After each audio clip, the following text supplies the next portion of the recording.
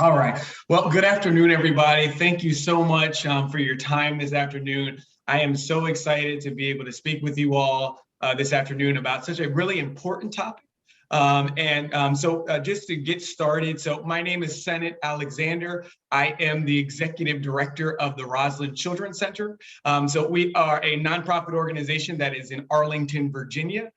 We have programs for children that are birth to 5 and then also kindergarten through 5th grade. So we offer preschool services for birth to 5, and then we offer summer camp services for in the summer for kindergarten through 5th grade students. And so I will start just by giving just a little bit of kind of background of just kind of our school, and then we'll kind of flow from there and kind of jump straight into this, because I think that understanding our school and how we kind of do what we do is really what makes this whole thing about social emotional development and social emotional learning really relevant at this time. So just to start out, so the Roslyn Children's Center, when parents come to the Roslyn Children's Center and they ask me, what's your approach? What do you do with the children all day? The thing that we always talk about is we always talk about whole child care experience. So we talk about, the academic, we talk about the social, and then we also talk about the emotional. And then the second piece, so then they say, okay, well, what does that actually really mean and I say that our biggest emphasis is that we put a huge emphasis on social emotional learning with things. And so we put the social emotional first. Then after dealing with the social emotional, then we get to the academic pieces of things. And I usually get a lot of puzzled looks at that time. They're like, wait a minute, you're gonna talk about feelings all day with my kids? Like what's going on here? I need my kids ready for kindergarten. And so we always, parents always ask about, kindergarten readiness. What about kindergarten readiness? And so we actually say, we have been trying to get away from, kindergarten readiness and the use of that, and basically saying, we're doing things for life readiness. And so your social emotional skills are really the things that are really going to get you ready, prepared for life, and not just, kindergarten and those academic skills that you're going to kind of need there. And so that kind of brings me to kind of this particular topic that we're talking about, the power of social emotional learning to enhance life outcomes, and why social emotional development is more important than academic achievement. So the session objectives that we're going to do, so we're going to enhance our understanding of social emotional development. We're going to identify the areas of social emotional learning. We're going to understand the current research about the benefits of social emotional learning. We're going to learn some instructional strategies for social emotional learning. And then lastly, we're going to kind of just increase our awareness of social emotional learning. And more importantly, when we're increasing our awareness of social emotional learning, for this one, we're going to really kind of talk about really the Black student and Black educator and the Black and Brown kind of experience and what that kind of lens and what that kind of looks for and what that looks like, and how we as educators can be better to help not only just our Black and Brown students, but all of our students when it comes to all of this. Like I like to say at the Roslyn Children's Center, when I have anytime I talk with our staff members, I like it to be interactive. I am going to have some brief pauses and some time, so you guys can either, it'll be time for you guys to share some of your own experiences, because I just believe that we learn better when we hear from other people's experiences, and we learn from there. I also talk about tailoring it to the individual child and tailoring it to your audience. So I also want to be able to tailor it to our audience throughout. So if there's questions or comments throughout of it, please definitely flag me down, because your experiences will help and enhance this particular topic that we're going with. So we're going to first start with just some self-reflection. So I just would like everybody to just take a second and to think about your own social emotional journey. Think about, as a child, who did you learn social emotional learning from? Who did you learn about talking about feelings? Who did you learn about responsibility and those things? Was it teachers? Was it your parents? Was it friends? Was it the TV? Was it the internet? What was your own kind of, journey, and where did you learn it from? Next, think about, what, your trusted adults, and did you have trusted adults that you could discuss these different types of social emotional learning kind of pieces with? Did you have adults that you could be vulnerable with, to have conversations with? Did you have adults that you felt like you were heard and listened to when you brought up different things? The next one is, at what point in your life did you, get most of your social emotional learning? Did it happen during childhood, or did it happen during adulthood? Or maybe you're still a work in progress. Maybe you're still learning about social emotional learning and all this. I know we talk a lot about it here at the Roslyn Children's Center, but I know I'm still a work in progress in all of this. But for me, it definitely was a lot in more adulthood as opposed to as a child. And then lastly, how would you characterize your social emotional journey thus far? Has it been effective? Has it been minimal? Has it been inaccurate? Has it been stunted? What has it been? So I'm going to give everybody just a second, and then I'm actually going to start by sharing some of my own reflections of what I had, and then I'll see if anybody has any kind of things that they'd like to share as well. So we'll just take a second for everybody just to think about those things for a second and do a little quick self-reflection.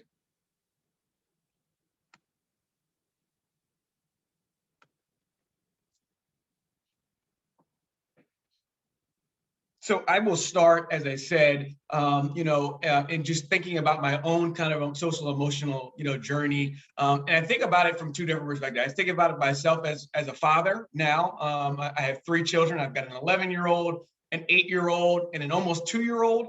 And then I also think about it just me as a child as well. And so as a child, I didn't learn social emotional learning from anyone. It was very taboo to talk about your experiences and your emotions. It was very taboo to cry. You think of, the old saying of boys don't cry.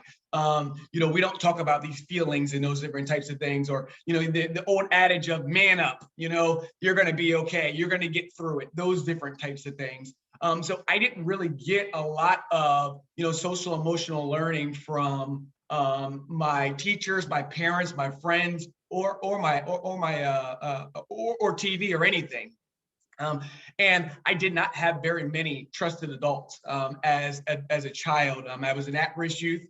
I came from a low-income household. I had a single mom who battled depression. Obviously I was African American, and I remember in the schooling system not having very many trusted adults that I could really go to if I had an issue with something, or if I was thinking about something. I had to basically kind of figure it out on my own. And it was something that, through my life, I've always just kind of thought, okay, I wish I had more, whether it's male figures, just, female figures, more older adults to be able to talk to, because they have a lot of vast experience with these types of things, but it never, felt like there was ever any type of avenue to be able to do this. And so it wasn't until my adult years when I got into leadership and started learning more about emotional intelligence, where I then started to get more of that, kind of understanding about those social emotions and why it's so important. And like I said, and that segues me to adulthood. That's where I got most of my stuff. It was not during childhood. It was during adulthood that I got a lot of my social emotional learning and doing a lot of the research when it came to being an effective leader.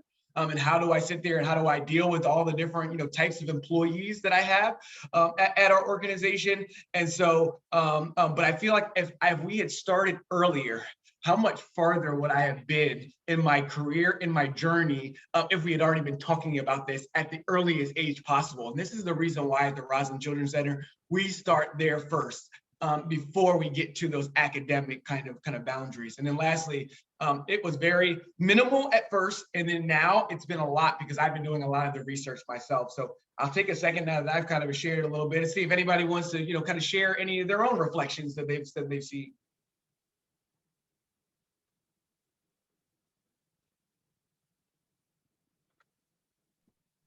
I'm willing to share. Okay. For me, I just kind of like took notes as I was thinking about it. I would say where I learned it was as a child. I did learn aspects of social emotional learning from my family and my church. I grew up Catholic. And Catholics are big on reflection and big on retreats. And so that's one of the areas where I thought about what was going on and who I was and how I related to the rest of the world and how the way I feel impacts other people. One of my mom's famous sayings was, as we were growing up, that you're just as good as everyone and everyone is just as good as you. No one is better than you and you're not better than anyone else. So that allowed me to have a foundation of self esteem from the very beginning. And then my trusted adults as I was growing up, I had two sets of families. I had my birth family, then I had my godparents. They were my godparents since birth, so they were my family. And I was able to talk to my god sister, who was 10 years older than me, as well as my godmother. We had a really, really close relationship. When I got into high school, I wound up working, and I'm from Detroit. I wound up working in an organization called New Detroit, and they had a youth faction of that. And my supervisors were Black women or Black men. So they were all professional, and that's how I got to learn how to be a professional from them. And the person that was my direct supervisor, I was able to really relate with her and talk to her about pretty much anything. Um, and then when I really got into it was an aspect of it, mindfulness and yoga. When I was a college student, just being able to cope as a college student. And when I first started working, I needed a coping mechanism to handle the stress of life. And then I channeled that last summer. MCPS offered a mindfulness course, and I took that. And it was intended for us to become mindfulness teachers within our own school. And it wasn't really our school was saying, yeah, we want to do that. Here's an app you can put in your classroom under the Canvas platform, but I didn't really feel like my colleagues were really embracing it. And as a peer, I got transferred when we went back face to face to second grade, and the teacher that I worked with embraced mindfulness. So every day we did mindfulness activities, and I was able to implement the curriculum. And I just finished a research class, and we had to choose our own topic because I'm really into social emotional learning. I wanted to know if there is a connection or a relationship between social emotional learning formal curriculum and academic achievement. So that's where I am now. And I even taught kids how to do yoga and they learned how to be the teacher. So that's why I said I'm very passionate about social emotional. Absolutely. Thank you, Carol, for sharing. I just wanted to just touch on one thing that you said, is that reflection piece. And that's something that we're going to really talk a lot about is that, there's going to be, we go through experiences throughout life. But if we don't actually do the active reflection on those experiences, we really miss the value of those experiences. Sometimes we just want to just get through it and just try to get through it. And so we're going to talk about kind of what I like to call an experience autopsy, and how we kind of do that and kind of do a autopsy and kind of look at and on that reflection. So really, thank you for sharing that, Carol. Anybody else want to share before we go to the next slide? I guess I'll go quickly. Sure, go ahead. I grew up in a pretty religious household in a predominantly white town. And as a chubby, slightly effeminate kid, I didn't learn social emotional learning from anybody because I felt like most of my emotions growing up were performative, right? You learn how to survive in different environments. So I felt like I never got to express how I felt because I was always worried about somebody else's gaze, right? So I didn't learn about my social emotional development until I got to college, and I felt free to be myself and express myself how I saw fit, and that there weren't these extreme consequences for it. Also, now stunted, but I've been in therapy for 2 years working it out, and I feel okay about where I am right now.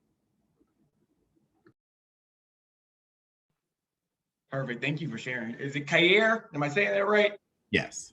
All right, perfect. Thank you for sharing, Kair. Yeah, and I'm going to just add something else just to that as well, is that making sure that schools are safe environments for us to have these types of things. A lot of times, the school environment is not safe enough to have these types of conversations. And so we have to check our own kind of biases, especially as teachers, that, our biases of how we may have been, been brought up in the world, how we kind of view the world, and thinking about, are we bringing those biases into the classroom? And what does that look like when we're bringing it into the classroom? Is it fostering conversation, or is it shutting down conversation, so that people don't want to come out and share what they have to say?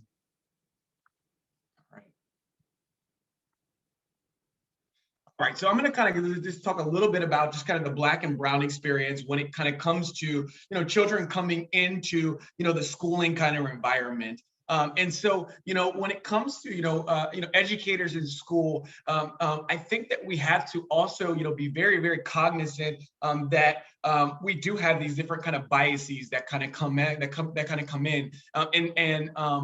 so I'm going to read a couple of things that we have here. So Black and brown children expected to learn and thrive in traumatizing, hostile, or culturally assaultive learning environments, or schools that are excuse me, sorry, cannot see my screen because of that. There we go, perfect. Sorry, expected to learn and thrive in traumatizing, hostile, and culturally assaultive learning environments, or colorblind schools. So schools, say that, we're colorblind, we don't, but we have to really understand that there is an actual experience. There is a bias that comes with that. Sometimes we do find that children are bullied by their teachers and other educators for being Black in school. So racism has been very permeated when it comes into the schooling. So children of color are also suspended and expelled at the highest rates beginning in preschool as a result of teacher racism based on subjective views. A lot of times they're overly referred for and misidentified for special education in the areas of emotional and behavioral disorders, intellectual disadvantages, ADHD, developmental delays, and learning disabilities. Underreferred for gravely absent in gifted education, advanced placement, and other courses for advanced learners. A lot of times they are accused of cheating when they do well on assignments and outperform white classmates. And then underreferred as for college guidance. I can definitely speak to one of these, accused of cheating. There was a time I was very good at math as a kid. And I remember, being able to do the math addition problems in my head. And I remember, the teacher, I would write down the answer to it. And the teacher basically said that I was cheating. I had to show my work. And even when I went and showed them my process, my step-to-step kind of guidance of everything with it, they still were like, nope, you can't do it that way. You have to do it this way because we don't think you're that smart to be able to do that that way. And so we have to, as educators, really think about, well, what are the different biases that we have when it comes to these different types of things in our experiences with the children. And so I'm actually going to show you guys a quick little video, and then we're going to talk about the video here afterwards. There was a Yale study that came out about 4 years ago, and that was that showed about some problems in preschools. Let's take a look.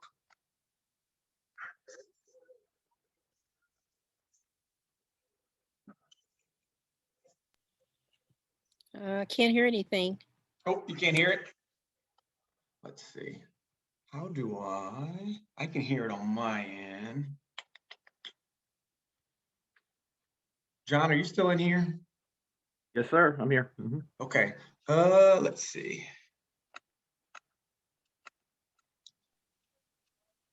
When you share screen, did you click the share computer sound? There's a little button. Maybe it's on more. When you go to share your screen.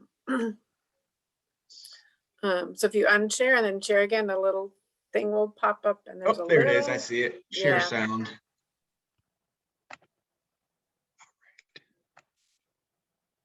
All right, let's try that again. There's a new study out of the Yale. Can we hear it now? Yes. Yes. Okay, perfect. There's a new study out of the Yale Child Study Center that I had to read a few times just to believe what it was telling me. The researchers recruited about 135 preschool teachers. They had them watch video footage of 4 kids playing, a black boy, a black girl, a white boy, and a white girl. And they told the teachers, their subjects, watch the video, there may be some challenging behaviors. As soon as you see something that could become challenging, hit the enter key on your keypad. Well, here's the trick. There was no challenging behavior. The researchers were using eye scan technology to see which child the teachers were looking at the most. And what they found is that the teachers, both white and black alike, spent the most time watching the black boy, waiting for bad behavior that never came. There's one more really interesting headline in this study, which comes later. The teachers were also given a one-paragraph description to read of a hypothetical child with a stereotypical name who behaves pretty badly in class, pushes, scratches, throws toys. And some of the teachers were also given some biographical information that helped make sense of that behavior. They were told that the child lives with his mother, father has been in and out for years, they're relatively poor, the mother is depressed, works 3 jobs. The researchers wanted to know if knowing this information made the teachers more empathetic to the kid. Well, here's the shock. It did, but only if the teacher and the child were of the same race. If the teacher and the child, a white teacher and a black child, or even a black teacher and a white child, knowing that biographical information, those teachers were less empathetic towards those students. And here's why this matters. Imagine if this is true, if there's this empathy deficit in preschool, well, imagine where else that's true.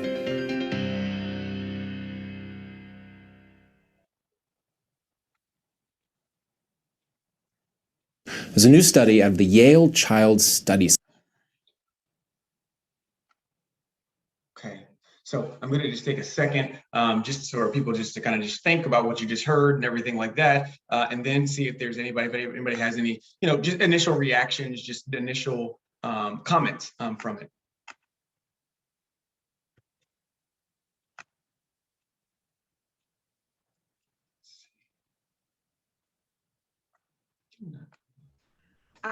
I'll share. Sure. I had heard about the results of this study that was mentioned in the first part about the teachers looking to the black boy for the bad behaviors. But the second part of this study that was mentioned in the video, I'd never heard before. And it is shocking to me that knowing that background information, having that context made them less empathetic, not more empathetic. That to me is alarming. Absolutely, yeah, and it's something that, and I guess for me that was even more alarming is that we're talking about preschool, and just to think about how many other kind of biases that are out there. I think it's just yes, it's very, very scary.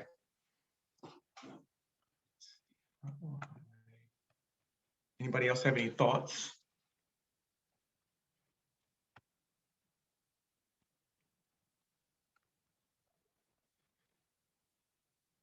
Sorry, I'm trying to.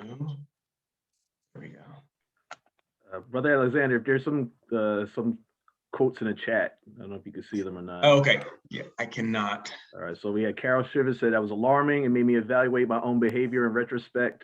Mary Hart says, particularly alarming thinking about the percentage of white teachers.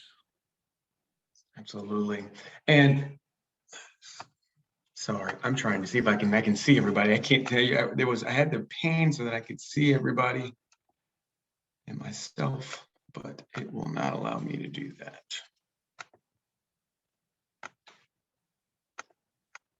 Okay. Center that I had to read a few times just to believe what it was telling me. We're going to move on. So the biggest thing, and I think the thing that we need to really start to kind of think about, if this is really what we is, I think we need to reframe and kind of start reframing the purpose, of education. And when we are sitting down and we are reframing the purpose of education, I think we need to first think about it in a couple of different ways. One, that education is for preparing students for life, not for academic achievement. Two, understanding students spend more time outside the classroom than inside of the classroom. So having more safe spaces for them to be able to have these type of conversations about their emotions and about, different types of behavior, finding ways for children to succeed and to more than just succeed academically, but also trying to find different ways for them to succeed emotionally as well. And then helping students to gain skills and knowledge that's going to lead to meaningful work with family sustaining wages.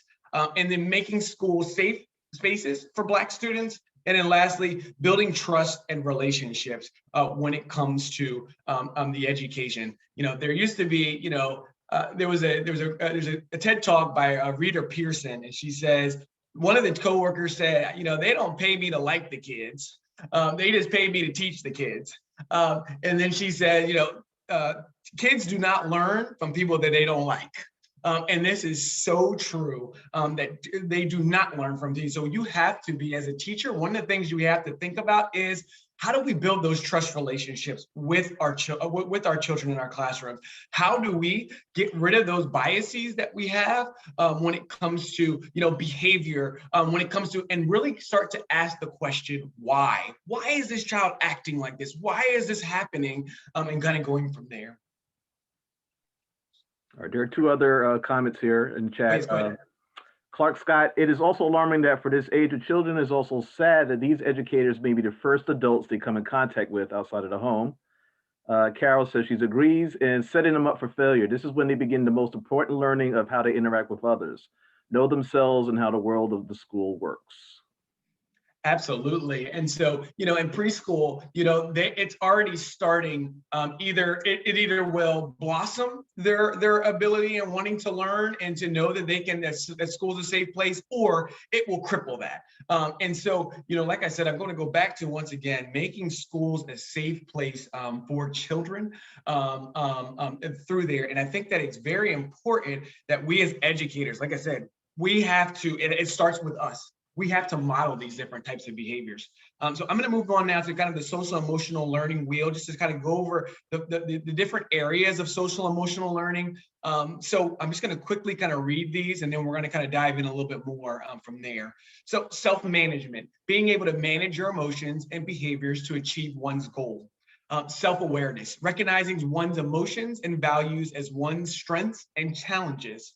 Responsible decision-making, making ethical, constructive choices about personal and social behavior. Relationship skills, forming positive relationships, working in teams, dealing effectively with conflict. So, social awareness, showing understanding and empathy for others. So, as you can see, there is a lot on emotions, but there's also a lot of things that are just not about just emotions when it comes to social and emotional learning. When you have, let's take, just your responsible decision-making, making ethical, constructive choices. If you are always, we always talk about, the kind of the self-fulfilling prophecy. So if the child is always being told that they're bad or there's something wrong, at some point, that's how they're going to, they internalize that. And so they then continue to make, decisions that aren't going to be conducive or responsible decisions. And so we need to, as educators, say, okay, why is this child making this decision? What is going on here? And what am I missing? What assumptions am I making? Why am I, why is this child making this? And then from there, once you can, figure out the why, and usually, and what I always tell my educators, there's usually 3 reasons why children have behavioral issues in class. The first one is attention seeking. So they're not getting enough either attention at home or attention at school. So that's number 1. Number 2 is power.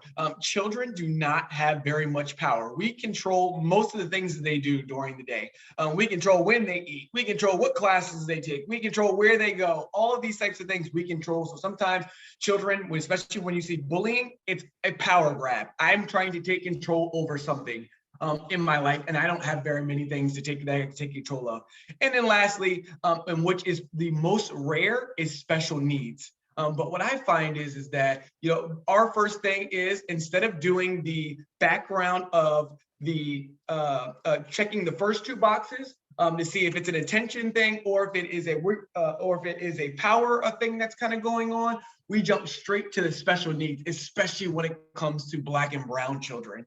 And I think that's exactly what that particular, that's what that study was basically kind of saying, in that we jump straight to that. We don't even figure out the why. We don't even have, even when we do even figure out the why, we still don't even have the empathy for those children, and then figure out the why, because, especially if you're talking about, you have a situation where a child is a low income household, you have depression, there's probably definitely moms working 3 jobs.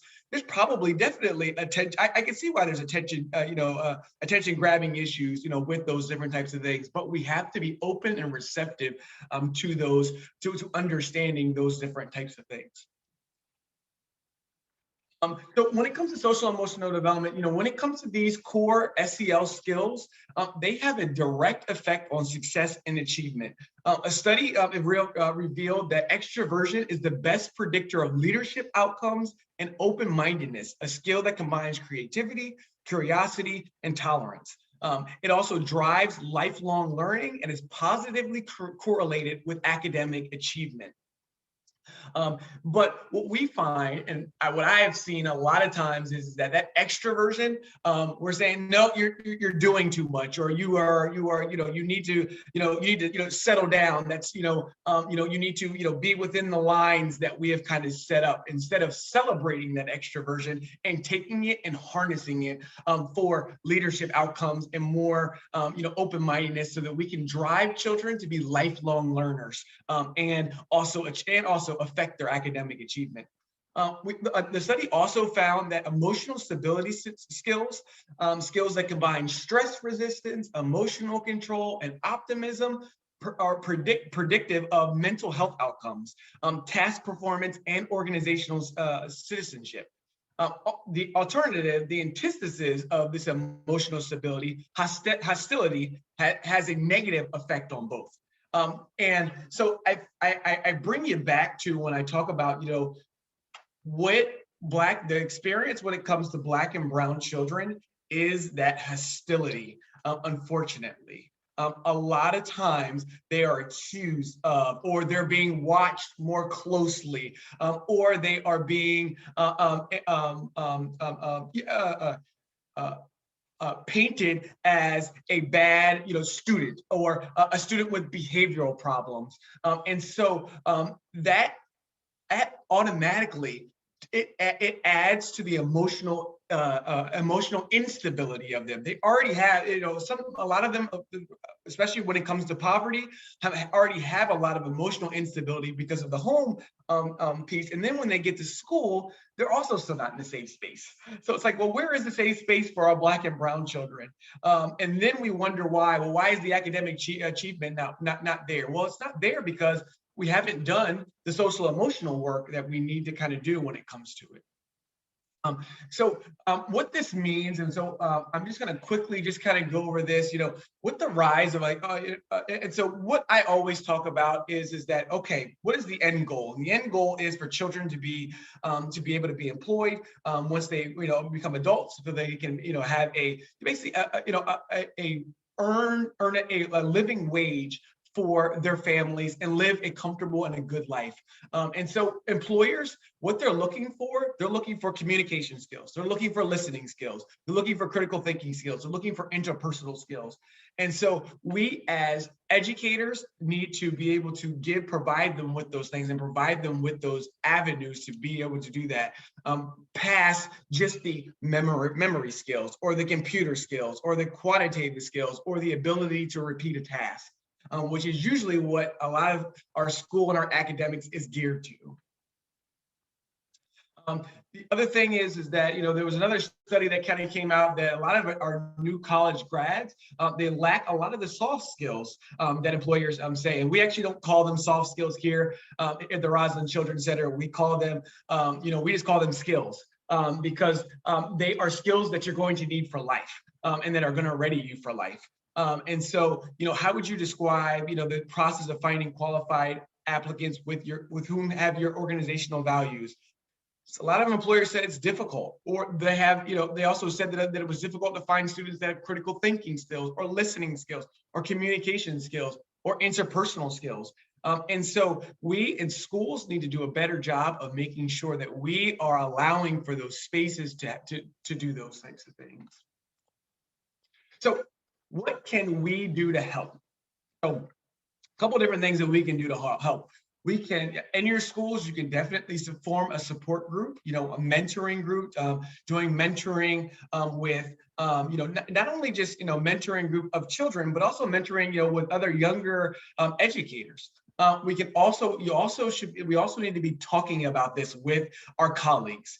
I think Carol had said it, that sometimes we have this really great idea, about, and I think that she was talking about mindfulness. We have this great idea about having this, but there's never really, there's not always the follow through and the plan to be able to talk about, how are we going to implement this? How are we going to make this actually come alive in our school? And so it needs to be something that is to the forefront. So we need to talk about this with our colleagues when we have this.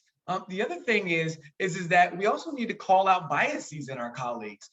There's a lot of times that, we see different things in the classroom or in the hallway, or, we're talking with another colleague that, has these different types of biases. So we need to be advocates for our students by calling out biases to our colleagues in a professional manner that makes them understand that, hey, we need to, the way that we do this is by sharing with one another and holding each other accountable with it. Another thing is really we need to continue to educate ourselves on social emotional learning. There is a lot of literature out there on social emotional learning. And so we need to continue to keep going out there, looking for social emotional learning and looking at ways to how do we better our own self and our own emotional intelligence when it comes to that. And then go hand in hand with that is to continue to work on your social emotional learning journey. As we said, there's not an endpoint when it comes to social emotional learning. It's something that we continue to keep doing as we keep kind of going with everything. Next is building trust capital, building trust capital and relationship with students. When I talk about trust capital, I talk about it is the capital that we receive when we are interacting with another. So we either, through our interactions, we either build trust with someone or we lose trust with someone based off of how we kind of deal with that particular situation. And so with our students, and one of the questions that actually came in prior to this session was, well, how do we build those trust capitals and how do we get children to open up when we are to open up with those emotions? And so what I would say when it comes to building trust capital and relationships with your students, I would say the first thing is to first, I think, just take a look at first, evaluate your own biases internally. Then from there, from evaluating your own biases internally, try to be as neutral and just listen to the children. And before they even get to the listening, part, you want to make sure, I would, let's say it was a mentoring group and I had a mentor, a child that I was mentoring, I start being vulnerable myself. I start with just by sharing something that is vulnerable. The thing is, when it comes to trust, for someone to open up to you, they need to know that when they are vulnerable with you, that you are going to listen and hear them. And then that you are going to then also, not make them feel less than or worse than when it comes to it. And so we have to really realize that, right now, especially for Black and Brown children, when they come to school, they do not see they do not see teachers as safe places. That is already kind of the disposition that this teacher is not going to trust me. This teacher is not going to. So by showing them that you trust them, by giving them leadership opportunities, by giving them opportunities to discuss themselves, by being vulnerable yourself, you're going to start to slowly chip away at that trust capital, and they'll be more, open to being able to have those kind of conversations with you when it comes to things. And then lastly, I'm going to just talk about, conducting an SEL experience autopsy. So before I go, I just said a lot of information. So let me just take a brief second and see if there was any comments. I'm not sure. I can't see anybody at this point right now. All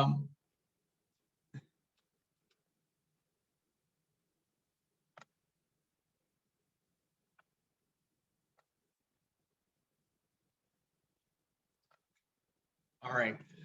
I'm doing a little bit of a chime check. All right, it's 1:53.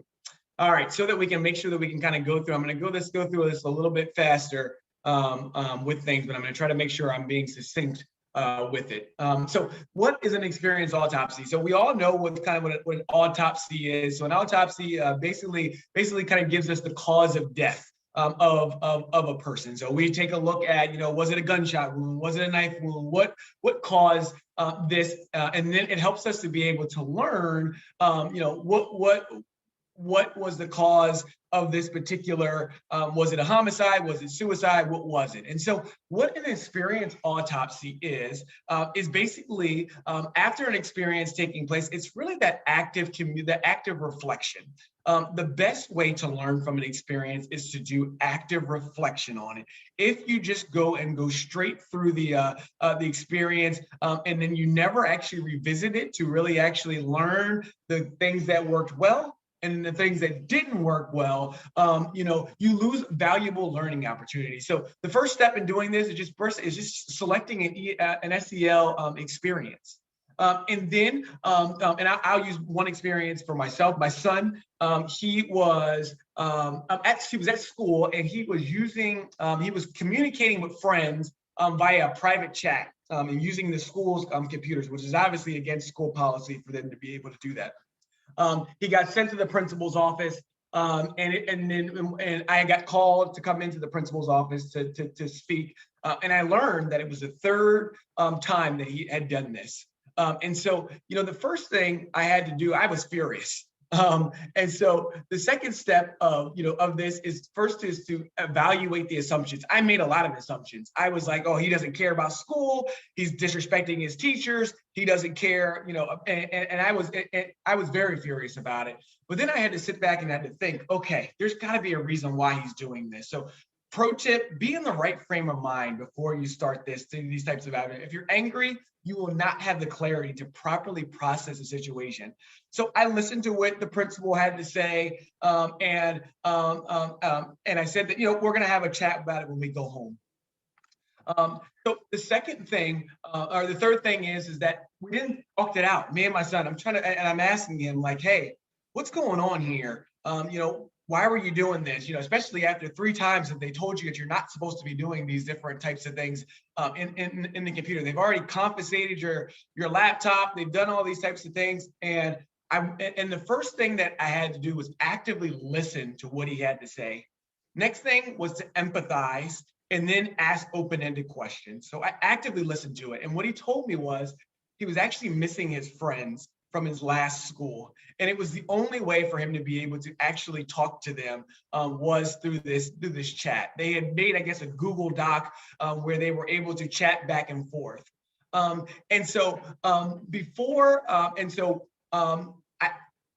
was like, wow, I understand that. That makes sense. This is not the way that we go about doing it, but I understand why you wanted to do this. And the biggest question for me was just, well, why? And I didn't scold him. I didn't go into all these different types of things. The next thing, after you talk it out and you get kind of all that background, kind of information, step number 4 is then to consider the 5 areas of SEL. Figure out how can you think about this? How can we help him with his responsible decision-making? How can I help him with his self-awareness? So for me, I thought, hey, you seem like you're a person that's a really, really good friend. And that was really, and you wanted to really, to discuss these types of things with your friends. But we have to think about some other ways. How do we do this? And not so that we're following the different protocols that the school has and when is appropriate and when not. And so the first thing that I always do, so step number 5 then is problem solving. Ask the child for ideas. So I asked him, I said, hey, what can you do and how can you, be able to speak to your friends in a more appropriate manner? He said, well, maybe I can get their email addresses, or maybe I can get their phone numbers and then I can text them and we can have a play date, or maybe I could, get their phone numbers. Maybe I could ask the school if they could reach out to them to get those types of things. I thought, wow, absolutely. I think that a lot of times as educators, we jump to wanting to just give them the tools and say, all right, this is what you should do. But it's always good to just ask them, hey, what's your ideas? And what do you think that you can do that? Always, and the other thing when it comes to problem solving, always avoid the because I said so. It's lazy, one thing. Number two, when it comes to it deprives the child of the learning experience. And then lastly, then you have to then fill in the gaps and the needs. So what we did was we got those friends opportunities. He then knew that, hey, my dad's a very safe place to be. We talked to the school. We apologized, and we gave him a safe space for him to be able to do this. And then the last thing is to do a check-in.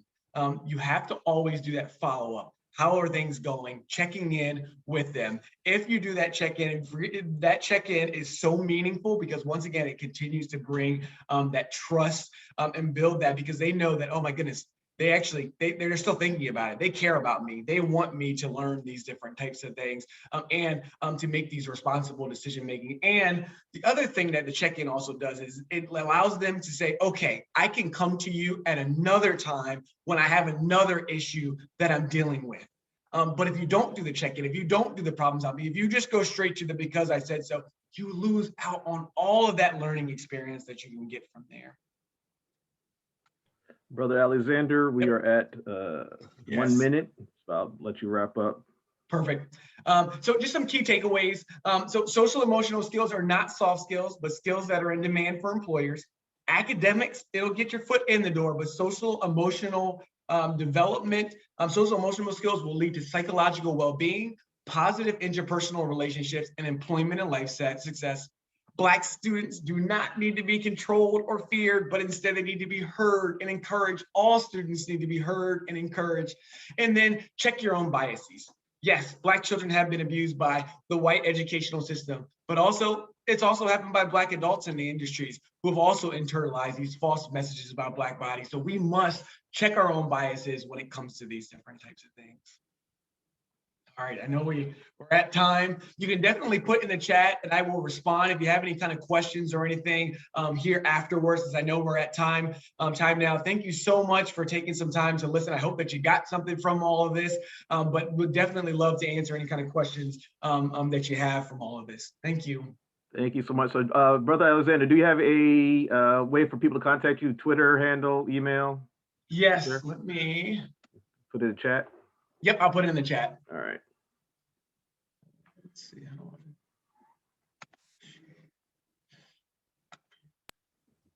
All right, I will put it in the chat.